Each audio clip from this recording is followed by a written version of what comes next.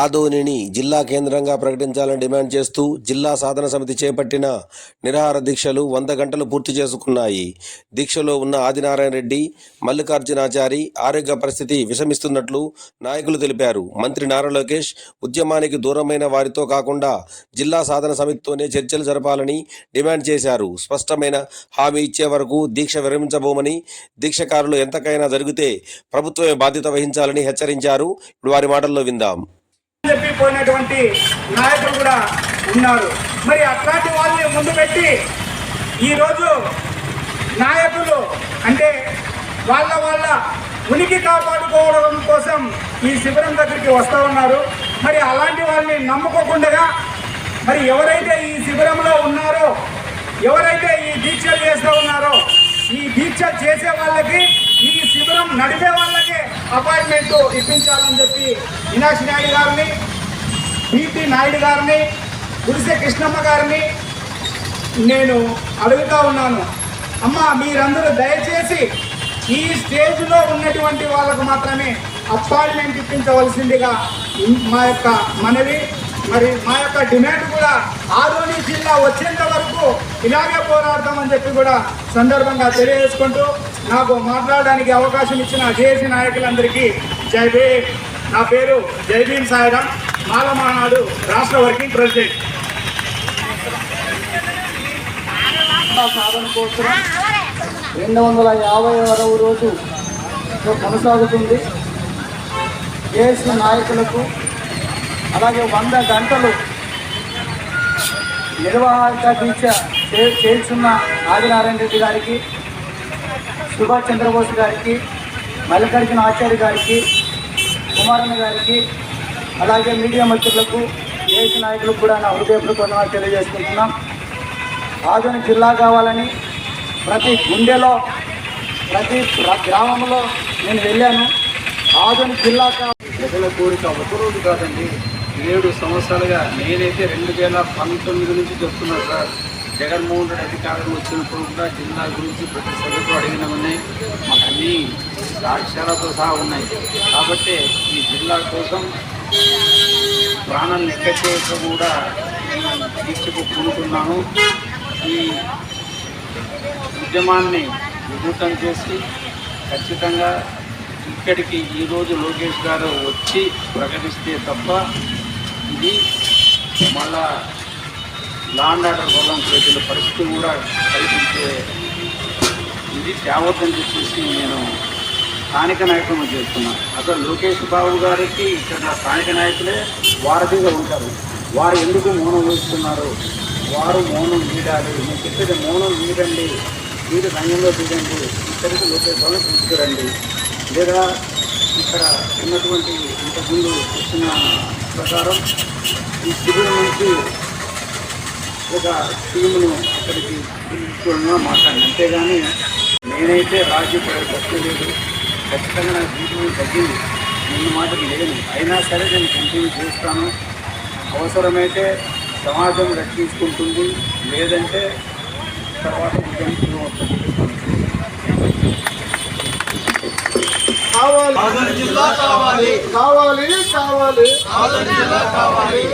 నిధులు కావాలంటే, విద్యా వైద్యం అందాలంటే కావాలి 100 గంటల నిర్వాహక దీక్ష 50 గంటలు పూర్తి చేసుకోవాలని పరిస్థితుంది.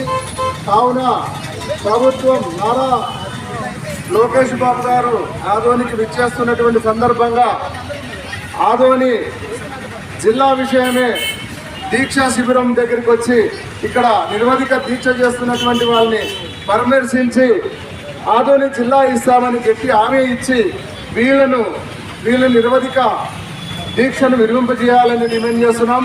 అంతేకాకుండా ఆదోని వస్తున్నటువంటి నారా లోకేష్ బాబు గారు కూడా, లేదా స్థానికంగా ఉన్నటువంటి టీడీపీ నాయకులు అయితేనేమి, కూటమి నాయకులు అయితేనేమి, అందరూ కూడా మన ప్రాంతం కాబట్టి, మనకు సంబంధించినటువంటి జిల్లా కాబట్టి దాని విషయంలో మీరు మాట్లాడాలా. నాయకులు మీ నాయకులను కూడా ఒప్పించాల్సినటువంటి బాధ్యత మీ పైన ఉందని చెప్పి తెలియజేస్తున్నాము. ఏది విషయం ఏదన్నా ఆదోని ఈ దీక్ష శిబిరం నుంచే ప్రభుత్వం చర్చలు జరిపి ప్రతినిధి బృందాన్ని కూడా ఇక్కడ నుంచి ఆహ్వానించాలని చెప్పి డిమాండ్ చేస్తున్నాం. నా పేరు పగడాల కోదన్న, ఆదోని జిల్లా సాధన జేఏసీ రిలే నిరాహార దీక్ష వేదిక నాయకులు. ఈ జిల్లా సాధన కోసం ఇక్కడికే లోకేష్ బాబు గారు వస్తే, మంత్రివర్యులు వస్తే ఎంతో బాగుంటుంది. మరి మంత్రివర్యులు వచ్చి దీని కష్టాలు నిజంగా వారు మరి 100 గంటలు, ఈరోజు 50 గంటలైనది, మరి 3వ రోజు అవుతుంది. 31వ తారీఖు వరకు 100 గంటలు అవుతుంది. కాబట్టి దయచేసి నారా లోకేష్ బాబు గారు మరి ఆదోని పట్టణానికి విచ్చేస్తున్నారు కాబట్టి మిమ్మల్ని స్వాగతిస్తున్నాము. ఆదోని జిల్లా మరి ప్రశ్నించాలని, ఆదోని జిల్లా యొక్క మరి కమిటీ యొక్క తరఫున వచ్చి ఆదోని జిల్లా కమిటీ దర్శించి మీ యొక్క హామీని ఇచ్చినట్లయితే మా ఆదోని నియోజకవర్గం, పట్టికొండ, మంత్రాలయం, ఆలూరేఖ మరి నియోజకవర్గం, ఎమ్మినూరు నియోజకవర్గాలందరూ కూడా హర్షిస్తారని చెప్పి మనవి చేస్తూ ఈ అవకాశం కల్పించిన పెద్దలందరికీ, జేఏసీ కమిటీ నాయకులకు, మీడియా మిత్రులకు నా హృదయపూర్వక వందనాలు తెలియజేస్తున్నాను. 4 నియోజకవర్గాలు పర్యటించిన ముఖ్యమంత్రి ప్రయత్నం సందర్భంగా జేఏసీ వాళ్ళకి ఎవ్వరికి కూడా అపార్ట్మెంట్ దొరికిన పరిస్థితి. అందరూ కూడా ప్రయత్నించారు. కారణాలు ఏమైనా చివరకు అపార్ట్మెంట్ దొరకలేదు. కాబట్టి ఆదోనికి వచ్చినటువంటి నారా లోకేష్ బాబు గారిని ఖచ్చితంగా మేము కోరేది ఏమిటంటే, శిబిరం దగ్గరికి వచ్చి మీ యొక్క ఆలోచనని లేకపోతే మీ యొక్క హామీని ఏ రూపంలో ఇస్తారో అది ప్రకటించాలని కోరుతున్నాం.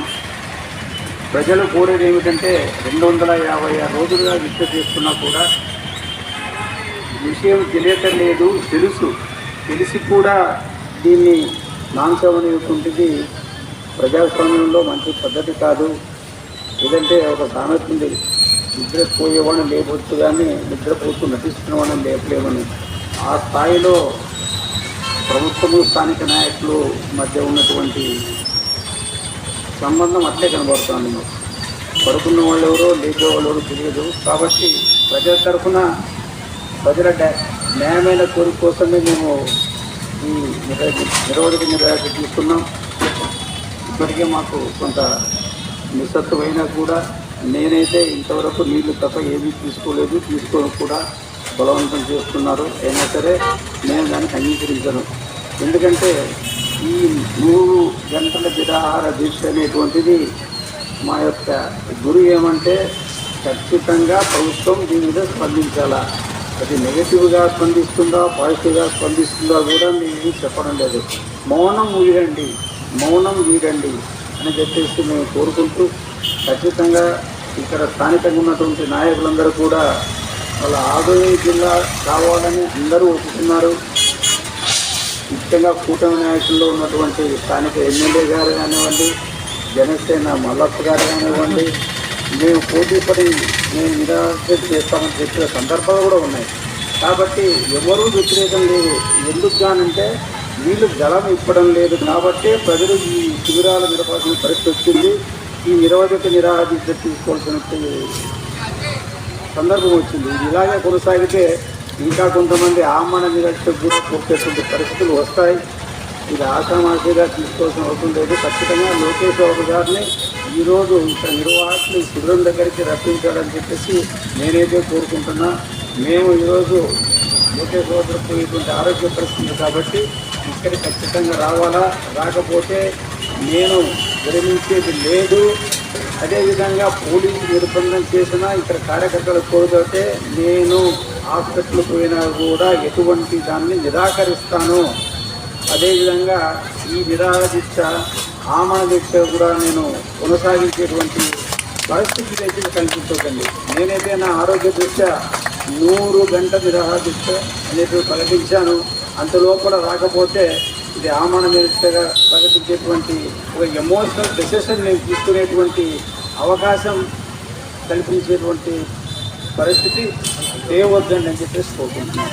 ఎందుకంటే నాకు కుటుంబ సభ్యులు రోజు ఫోన్లు వస్తున్నాయి, మా పిల్లవాళ్ళు ఏమైనా అంటున్నారు, సంబంధం లేదు, నేను డెసిషన్ తీసుకున్నా అని చెప్పేసి ఉన్న వాస్తవాలు చెప్తున్నా.